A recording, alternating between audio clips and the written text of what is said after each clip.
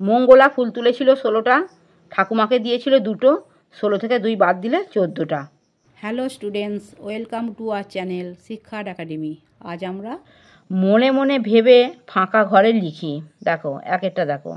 আজ লীলার জন্মদিন। ইলা আর রহিম লীলাকে 8টা করে বেলুন দিল। লীলার কাছে বেলুন হলো কতগুলো, এখানে এবার করতে হবে। এগুলো দেখো আমি পুরোটা করে দিয়েছি, এবার বুঝিয়ে দিচ্ছি। দেখো তাহলে ইলা আর রহিম লীলাকে 8টা করে বেলুন দিল। 8টা করে মানে কি, ইলাও 8টা বেলুন দিল, রহিমও 8টা বেলুন দিল। হ্যাঁ, তাহলে ইলার কাছে বেলুন হলো কতগুলো, তাহলে 8 যুক্ত 8, আর দেখো এখানে করে দিয়েছি। দেখো 8 যুক্ত 8 কত হলো, 16টা। তাহলে লীলার কাছে বেলুন হলো 16টা। এখানেও দেখো 8 যুক্ত 8 সমান 16টা। ফোলাতে গিয়ে 3টে বেলুন ফেটে গেল। ফেটে গেল মানে কি, নষ্ট হয়ে গেল।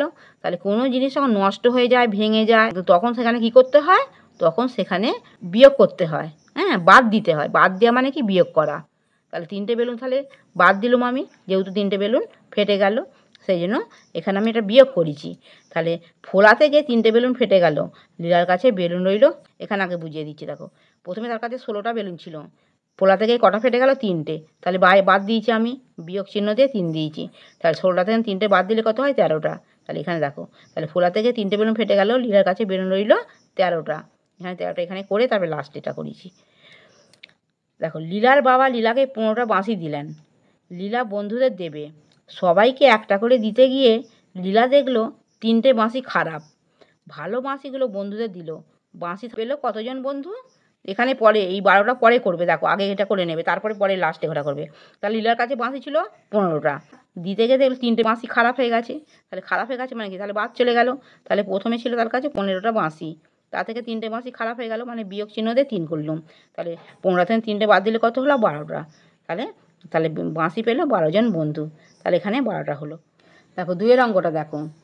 প্রিয়া, সোমা, মঙ্গলা, শবনম, রোজি, শুকুর আর শান 7 জন মিলে বাগানে ফুল তুলল। কে কটা ফুল তুলল তার নিচে লেখা আছে। প্রত্যেকে কিছু ফুল পাড়ার ঠাকুমাকে দিল। কে কটা দিল তাও নিচে লেখা আছে। তাদের কার সাজিতে কটা ফুল রইল।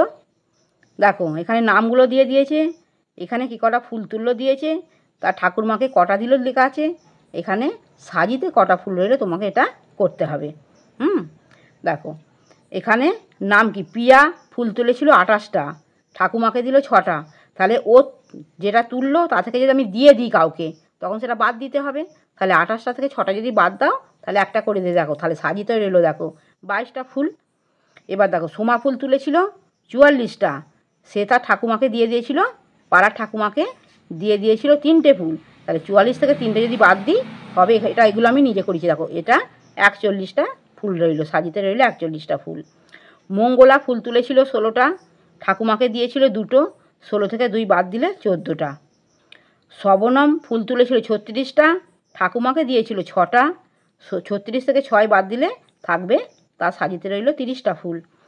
রোজি ফুল তুলেছিল 57টা, ঠাকুমাকে দিয়েছিল 5টা, তার সাজিতে রইল এখন 52টা ফুল। শুকুর ফুল তুলেছিল 69টা, ঠাকুমাকে দিয়েছিল 4টে, তার সাজিতে এখন ফুল ছিল, মানে 69 থেকে 4 বাদ দিলে থাকবে 65টা। এই নামটা হচ্ছে শান। সে ফুল তুলেছিল 10টা, ঠাকুমাকে দিয়েছিল 3টে, 10টা থেকে 3টে বাদ দিলে থাকবে 7টা ফুল, তার সাজিতে এখন রইল 7টা ফুল। আমার পড়ানো যদি তোমাদের ভালো লেগে থাকে তাহলে এই ভিডিওটি লাইক করবে, বন্ধুদের মধ্যে শেয়ার করবে এবং আমার চ্যানেলটিকে সাবস্ক্রাইব করে বেল আইকনটি অন করে দেবে।